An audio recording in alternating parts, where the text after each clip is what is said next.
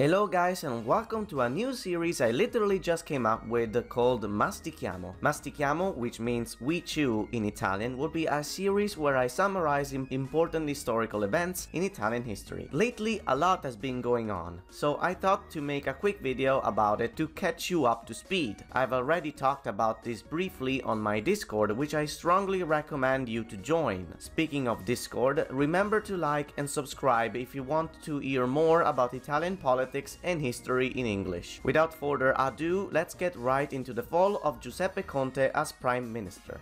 On the 1st of June 2018, after a long dispute between the two winning populist parties, the Five Star Movement and Lega, Giuseppe Conte was selected by our president Sergio Mattarella as the suitable candidate for Prime Minister. Conte is a jurist and law professor whose political opinion was centrist enough to appease Salvini and Di Maio. This led to the birth of Conte's first cabinet, which was an absolute mess. The Council of Ministers of Conte's first cabinet, despite having a strong majority, was very unstable due to the complicated relations between the two majority parties and the participation of some weird ministers. Let me give you a quick list. Giulia Grillo, Minister of Healthcare with ambiguous opinions on mandatory vaccination. Danilo Toninelli, Minister of Infrastructure that doesn't know geography and buys an SUV while claiming to be pro-green energy. Matteo Salvini, Minister of the Interior who spends most of his time as public servant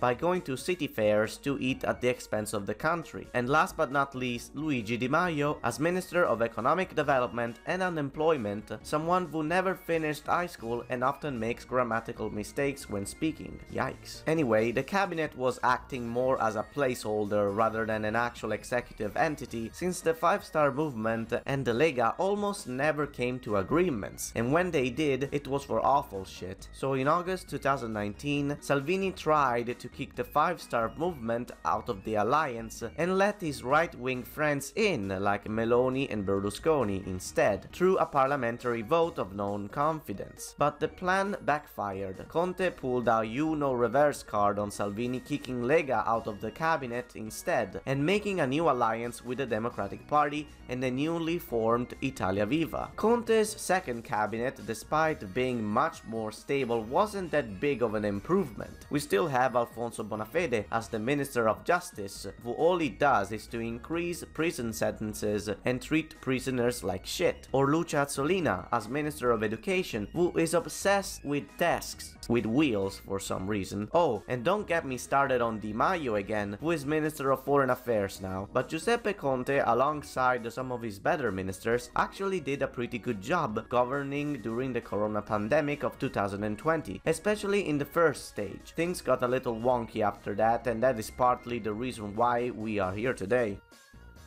Italia Viva, a small liberal party led by Matteo Renzi, remained in the alliance in the past year or so, despite disagreeing with most of what Conte was doing. There are many reasons for this, but in December 2020 they had enough. Renzi made several demands to Conte in exchange for their participation, the most important of which was the adoption of the European Stability Mechanism, something that the populist majority in the parliament just couldn't take in. And so Renzi took back the vote of confidence and made the two Italia Viva ministers, Bellanova and Bonetti, resign.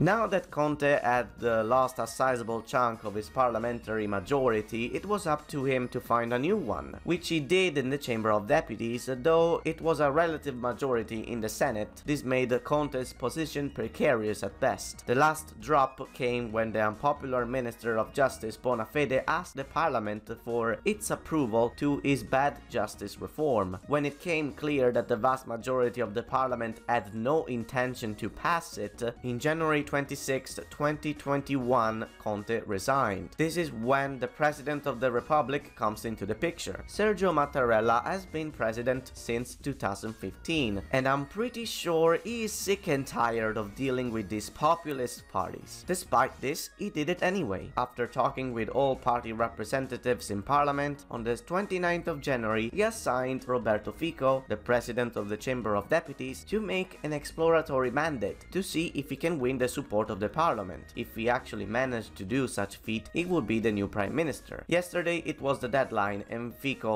failed, since the only people that wanted Fico to take Conte's place were Italia Viva. So Mattarella, seeing that the parliament couldn't come to an agreement, had no choice but to call upon an external prime minister, or as people call it, a technical government. To lead this cabinet will be someone who has been watching over the Italian political situation for years now and was waiting for something like this to happen. Of course, I'm talking about Silvio Berlusconi. No, just kidding. It's Mario Draghi, former head of the European Central Bank and probably one of the best experts of economics we have. As I'm writing this, Mattarella and Draghi are discussing this new cabinet right now, so let's hope for the best. We don't know anything about this new independent cabinet that will come to be, but one thing is certain, the journey that got us there was something that we will never forget. Thank you so much for watching. If this video gets 20 likes, I will make an update as soon as we know more about Draghi and if he intends to actually take this challenge. But anyway, this has been Ipernick the Great, and I will see you next time with a brand new video on Giovanni Gronchi. See ya. There's another message that I want to tell you today, is that within our mandate, the ECB is ready to do whatever it takes to preserve the euro. And believe me, it will be enough.